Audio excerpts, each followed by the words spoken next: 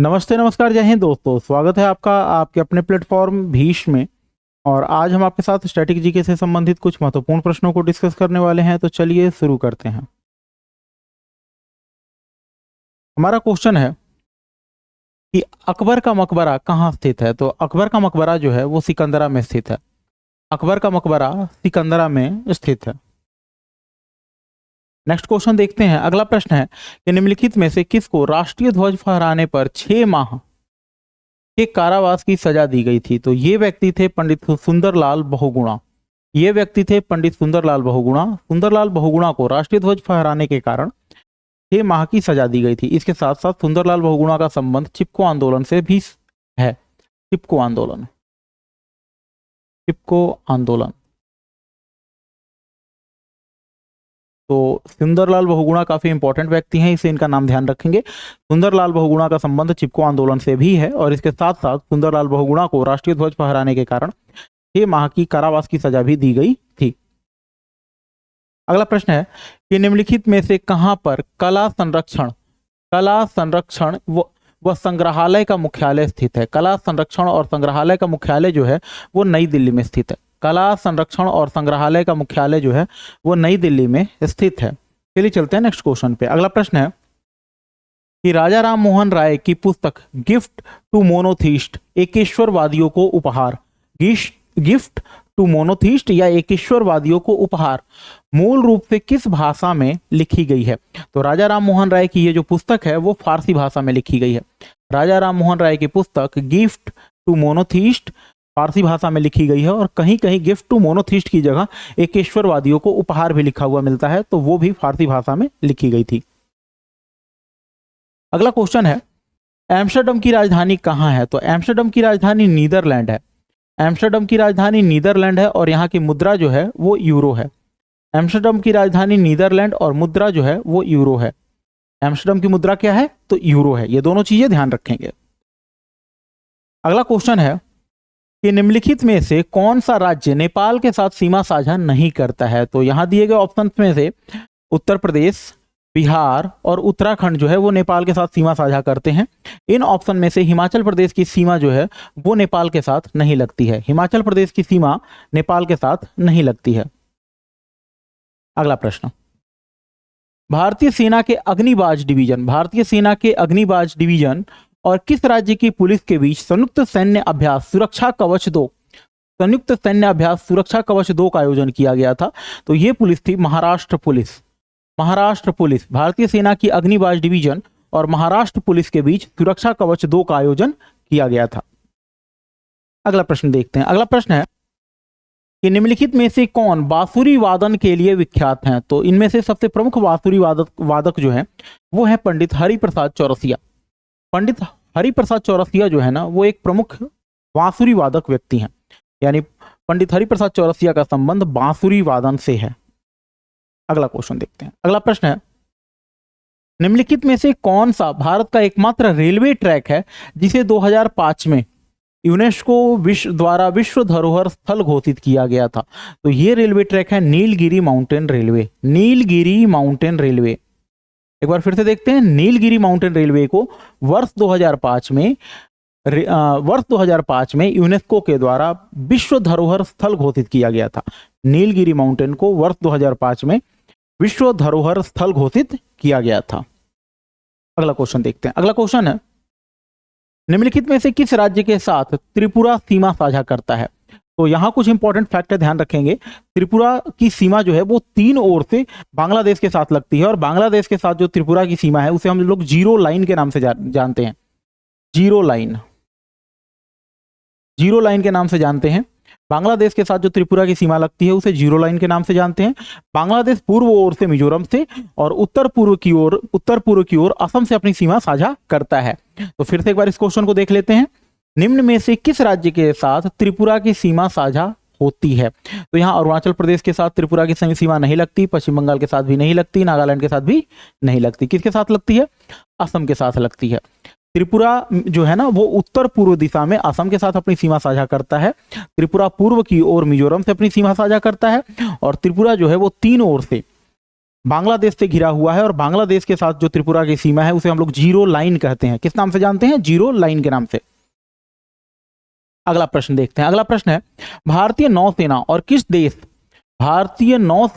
किस देश के बीच वरुण द्विपक्षीय सैन्य अभ्यास का आयोजन किया गया? तो ये एक बात हमेशा याद रखेंगे कि भारत और फ्रांस के बीच जो युद्धाभ्यास होता है उसे हम लोग वरुण के नाम से जानते हैं। वरुण युद्धाभ्यास हमेशा भारत और फ्रांस के बीच होता है और दोनों देशों की नौसेनाओं के बीच आयोजित होने वाला यह युद्ध अभ्यास है।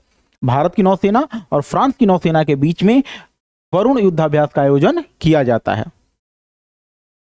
अगला प्रश्न है, अजंता की गुफाएं कहां पर स्थित है? तो अजंता की गुफाएं जो है वो औरंगाबाद महाराष्ट्र में स्थित है। अजंता की गुफाएं औरंगाबाद महाराष्ट्र में स्थित है।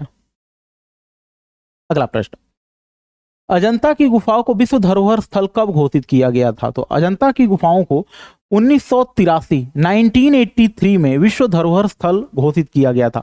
अजंता की गुफाओं को 1983 में विश्व धरोहर स्थल घोषित किया गया था। अगला प्रश्न है, 12वीं शताब्दी ईस्वी में लिखी गई पुस्तक राजतरंगिणी किस राज्य के इतिहास के बारे में है? तो 12वीं शताब्दी में ये जो पुस्तक राजतरंगिणी लिखी गई थी इसमें कश्मीर के इतिहास का वर्णन किया गया है। 12वीं शताब्दी में जो पुस्तक राजतरंगिणी लिखी गई थी इसमें कश्मीर के इतिहास का वर्णन किया गया है और राजतरंगिणी पुस्तक को लिखा था कल्हण ने। किसने लिखा था? कल्हण ने लिखा था। तो ये बात ध्यान रखेंगे, राजतरंगिणी पुस्तक को कल्हण ने लिखा। राजतरंगिणी पुस्तक में कश्मीर के इतिहास का वर्णन है और राजतरंगिणी पुस्तक जो है वो संस्कृत भाषा में लिखी गई पुस्तक है। राजतरंगिणी में की जो पुस्तक है वो संस्कृत भाषा में लिखी गई पुस्तक है। राजतरंगिणी जो पुस्तक है उसके लेखक का नाम कल्हण है और राजतरंगिणी में कश्मीर के इतिहास का वर्णन है। चलिए चलते हैं अगले प्रश्न पे। अगला प्रश्न है कि आयरलैंड की राजधानी क्या है? तो आयरलैंड की राजधानी जो है वो डबलिन है और आयरलैंड की मुद्रा जो है वो यूरो है। यूरो, एक बार फिर से ध्यान देंगे, आयरलैंड की राजधानी डबलिन और मुद्रा यूरो है। आयरलैंड की राजधानी डबलिन और मुद्रा यूरो है। अगला प्रश्न, भारतीय संविधान के निम्नलिखित में से कौन से अनुच्छेद में नागरिकता के बारे में वर्णन किया गया है, या भारतीय संविधान के कौन से अनुच्छेद नागरिकता से संबंधित है? तो भारतीय संविधान का अनुच्छेद 5 से 11 तक जो है, भारतीय संविधान में जो भी अनुच्छेद 5 से 11 तक है उनका संबंध नागरिकता से है। भारतीय संविधान का अनुच्छेद 5 से 11 का संबंध नागरिकता से है। भारतीय संविधान का अनुच्छेद 1 से 4 तक जो है उनका संबंध भारत और संघ राज्य क्षेत्र से है। तो भारतीय संविधान का अनुच्छेद 1 से 4 तक भारत और उसका संघ राज्य क्षेत्र, 5 से 11 नागरिकता। और यही आपसे पूछा जा रहा है कि भारतीय संविधान के किन अनुच्छेदों का संबंध नागरिकता से है? तो भारतीय संविधान के अनुच्छेद 5 से 11 का संबंध नागरिकता से है। देखते हैं अगले क्वेश्चन को। अगला प्रश्न है, में स्थित यूनेस्को विश्व धरोहर स्थल में 9 हिंदू मंदिर और 1 जैन मंदिर है। तो देखिए, पदक्कल में 9 हिंदू मंदिर, पदक्कल में 9 हिंदू मंदिर और 1 जैन मंदिर है। पदक्कल में 9 हिंदू मंदिर और 1 जैन मंदिर है जिन्हें यूनेस्को विश्व धरोहर स्थल के रूप में संरक्षित किया गया है। पदक्कल में 9 हिंदू मंदिर और 1 जैन मंदिर है जिन्हें विश्व धरोहर स्थल के रूप में संरक्षित किया गया है। यह पदक्कल जो है वो कर्नाटक राज्य में स्थित है। कहां स्थित है? तो कर्नाटक राज्य में, मालप्रभा नदी के किनारे के तट पर, मालप्रभा नदी, ध्यान रखेंगे, कर्नाटक में मालप्रभा नदी के तट पर स्थित ये जो शहर है पदक्कल, यहाँ के 9 हिंदू मंदिरों और 1 जैन मंदिर को यूनेस्को विश्व धरोहर स्थल के रूप में संरक्षित किया गया है। अगला प्रश्न, विश्व की सबसे लंबी नदी नील निम्नलिखित में से किस महाद्वीप से होकर बहती है? तो विश्व की जो सबसे लंबी नदी है नील, वो अफ्रीका महाद्वीप में बहती है। विश्व की सबसे लंबी नदी जो है वो नील नदी, वो अफ्रीका महाद्वीप में बहती है।